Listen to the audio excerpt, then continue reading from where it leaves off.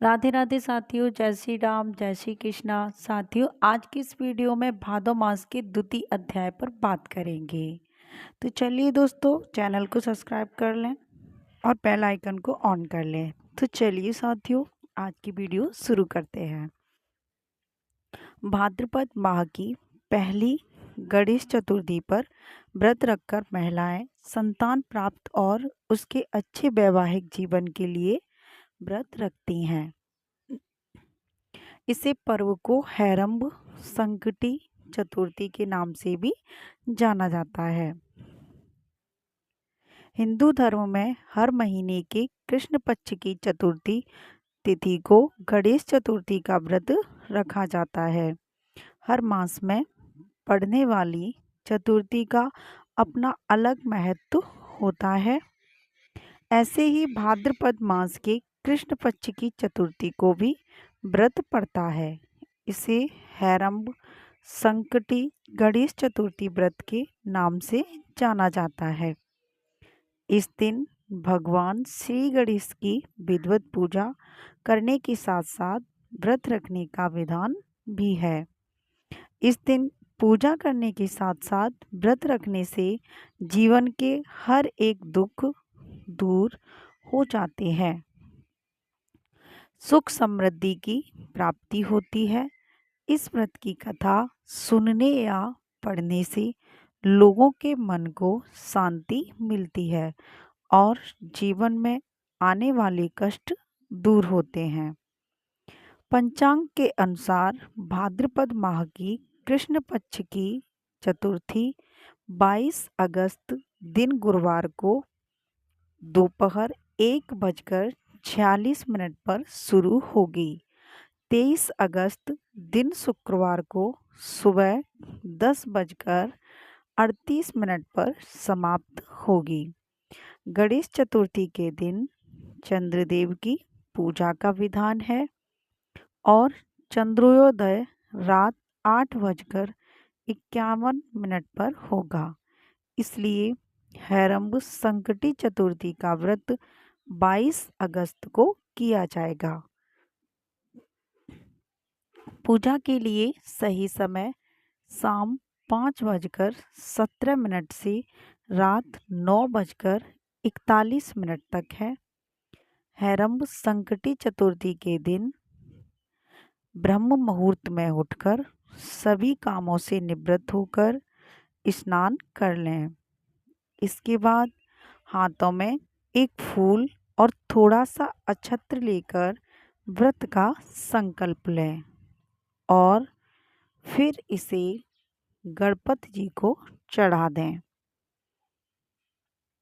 इसके बाद गणेश जी की पूजा आरंभ करें। सबसे पहले जल से आचमन करने के बाद फूल, माला, दूर्वा, सिंदूर, रोली, कुमकुम आदि चढ़ा दें। इसके बाद मोदक, बूंदी के लड्डू के साथ साथ मौसमी फलों का भोग लगाएं।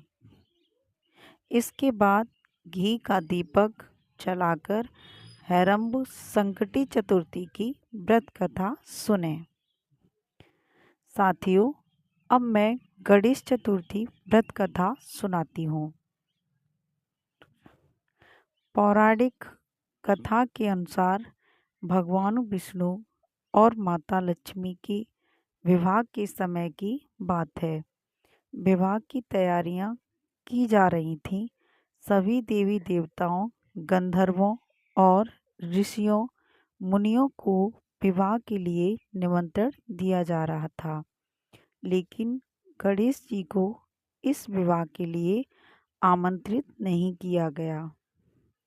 विष्णु जी की बारात के समय सभी देवी देवताओं ने देखा कि भगवान गणपति बारात में कहीं दिखाई नहीं दे रहे हैं। सबने जानना चाहा कि गणपति को विवाह का बुलावा नहीं दिया गया है या वो अपनी मर्जी से विवाह में नहीं आए हैं। देवताओं ने भगवान विष्णु से गणेश जी की अनुपस्थिति का कारण पूछा। भगवान विष्णु ने उत्तर दिया, भगवान शिव को न्योता दिया गया है, गणेश उनके साथ आना चाहे तो आ सकते हैं।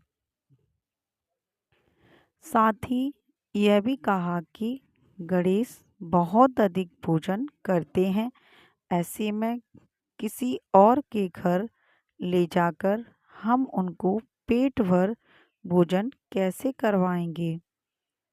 उनकी यह बात सुनकर एक देवता ने यह सुझाव दिया कि गणपत को बुला लेते हैं, लेकिन उनको विष्णु लोक की रक्षा में यहीं छोड़कर चले जाएंगे।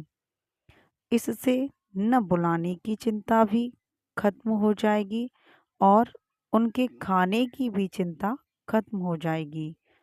सबको यह उपाय पसंद आया। गणेश सभी देवताओं के कहने पर वहां रुक गए, लेकिन वो क्रोधित थे। तभी देव ऋषि नारद वहां आए और उनसे बारात में न चलने का कारण पूछा।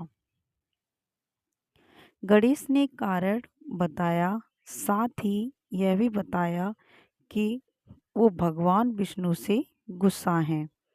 देव ऋषि ने गणेश जी को कहा कि बारात के आगे अपने चूहों की सेना को भेजकर रास्ता खुदवा दो, तब सबको आपकी अहमियत समझ आएगी। चूहों की सेना ने गणपत की आज्ञा पाकर आगे से जमीन खोखली कर दी। भगवान विष्णु का रथ वहीं जमीन में धंस गया। बहुत कोशिश करने पर भी कोई भी देवता उस रथ को गड्ढे से न निकाल सके। देव ऋषि ने देवताओं से कहा कि विघ्नकर्ता गणेश क्रोधित करने के कारण से ऐसा हुआ है, इसलिए अब उन्हें मनाना चाहिए। सभी देवता गणेश के पास पहुँचे और उनका पूजन किया। इसके बाद रथ गड्ढे से निकला, लेकिन उसके पहिए टूट गए थे। फिर से देवता सोच में पड़ गए कि अब क्या करें। पास के खेत से खाती को बुलाया गया।